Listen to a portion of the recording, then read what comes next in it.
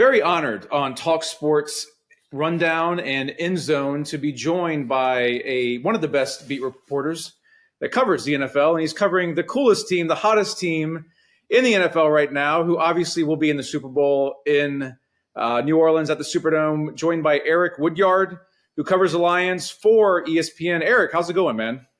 What's up, man? How you doing? Thanks for having me today. I'm doing well. We really appreciate it because you are a busy man covering the hottest team in the NFL. Let's get into this really quickly. What is it like in Detroit? All we do is read about Dan Campbell and Jared Goff and this, the Lions in the Super Bowl. But the city of Detroit, how can you even put into words what this season, what these last couple of seasons have meant to Lions fans and the city of Detroit?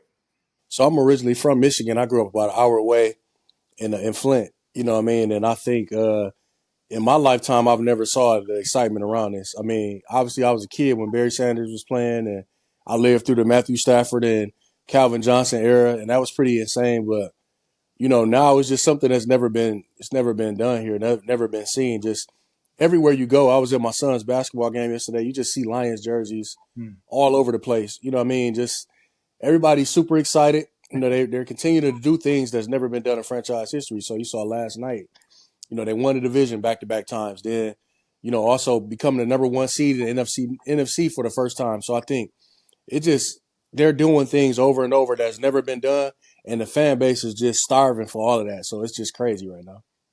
Eric, you're regularly around Dan Campbell. We love the videos and the highlights, and I think initially a lot of us are like, okay, this is all fun. But is this really going to work? Yeah, with the fourth down gambles. But he just keeps doing it. And you watch these post-game locker room videos. And, it's just like everyone who follows the NFL wants to run through 10 brick walls for this guy. What is he like day to day? And how does he keep that high intensity but not burn out, not burn his players out? That's a really hard combination to make work in the NFL. And Dan Campbell's doing it. I think number one, he's a leader of men. He demands his respect. He one of those guys, he walk in the room and, everybody just sit up a little bit, you know what I mean? Because it's just, you got that much respect for him.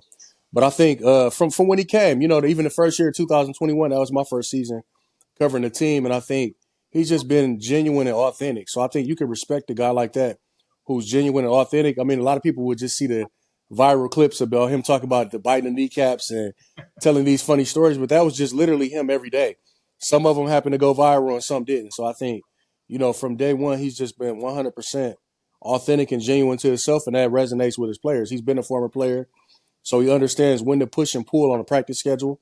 If they went hard a couple of days, he'd give them a day off, he could rest and walk through. And I think all those small things are appreciated. Plus, he's put a staff in place of a lot of former players, like Aaron Glenn, who's defensive coordinator. And I think guys respect that, when it's guys who played the game, actually can coach as well. Just because you was a player, that don't mean you can coach. So I think he's put the right staff together that complements his style, and I think you're seeing the level of success you're seeing right now. You mentioned Aaron Glenn, Eric, and this is what happens with really good teams, right? You have brain drains, and that could happen with the Lions. Ben Johnson is already being linked to jobs. Aaron Glenn all season was linked to that Saints job that's still technically open. How likely do you think it is that Aaron Glenn and or Ben Johnson ends up leaving to become an NFL head coach? And how does Detroit, obviously they got to win games, they got to win the Super Bowl, but this is a big balancing act that they're dealing with right now. And I think of the Patriots and some of the great teams, the Chiefs in past years, now the Lions are having to deal with this. Yeah, I think it's not the first year. So, the last 2 years, Ben Johnson's been linked to jobs. The last 2 years, Aaron Glenn's been linked to jobs. So I don't really think it's nothing out of the ordinary. I think they're handling it professionally, honestly. I think they'll take care of their personal business, but they also have gone through, coaching interviews. So I think it's not really nothing new, honestly. And I don't really think nobody's surprised by it. I think they're just somewhat preparing if they do go, how to move forward from that. But right now the focus is the Super Bowl. And I think, none of these coaching opportunities are really, taking away from what Ben Johnson or Aaron Glenn, what they want to do, because they've been through it. That's why they came back. That's why they stuck through to become Super Bowl champions. So I think, they'll handle it when the time is right, but it's just something that they're used to. We'll get a few more questions in with Eric Woodyard. You can follow him on Twitter, _Woodyard, covers the Lions for ESPN, does an absolutely terrific job. You had a story that you just recently posted on Twitter that I love because I grew up following Barry Sanders. He was my favorite player when I was a kid. I still think he's underrated in some ways. And I had a couple stories on him last year for talkSPORT. Barry Sanders is now around this organization more. That was not the case 5-10 years ago. What did it take for Barry Sanders to really feel comfortable being part of the Lions again? And what's it mean to someone like Jahmyr Gibbs, to where he watched him growing up, and now Barry Sanders is basically like, go out and get it, and he goes out and gets it with 4 touchdowns? Yeah, so Gibbs had a career game last night. Obviously, 4 touchdowns, and I went up to him in the locker room and I had a one-on-one conversation with him, and I was just like, "Hey, I know how much of a big Barry Sanders fan you are. How was that to just put on this show and break his record? Where he led the NFL in touchdowns with 20 for the season.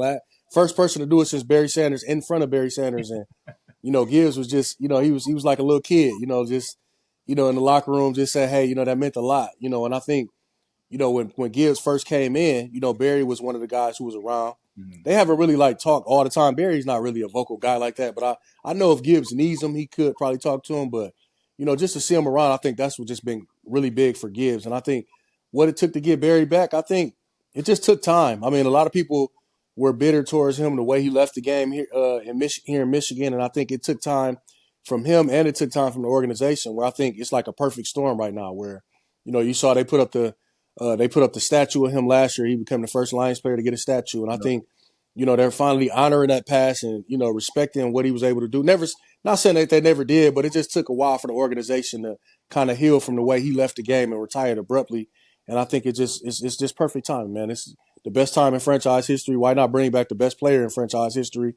And he's just embracing it with open arms. And it's just cool right now, man. I think him and Gibbs, it's a perfect role model for him to be around. They kind of got similar types, because Gibbs is not a big talker either. They're about the same size. It's a lot of similarities there with those two guys.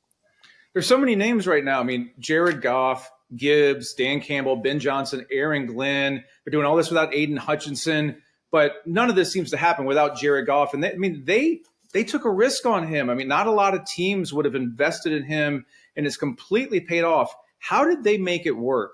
And I know this is a really complex answer, but in a short amount of time that we have left, how did they make it work with Jared Goff? I think, number one, the general manager, Brad Holmes, he had previous experience with him in L.A. So I think bringing him in and having that confidence, because, basically they were sending him to Detroit to throw him to career suicide. You know what I mean? Like, hey. Yeah. You know what I mean? You go to Detroit, it's over. Yeah, that's what it seemed like. But they never had a general manager like Brad Holmes. So I think he understood the format and the blueprint of how to make Goff successful. And that's to put the right tools around him, get a strong offensive line. So if you look at the very first pick of, Brad Holmes, he got Penei Sewell, number 7 overall. So building in the trenches.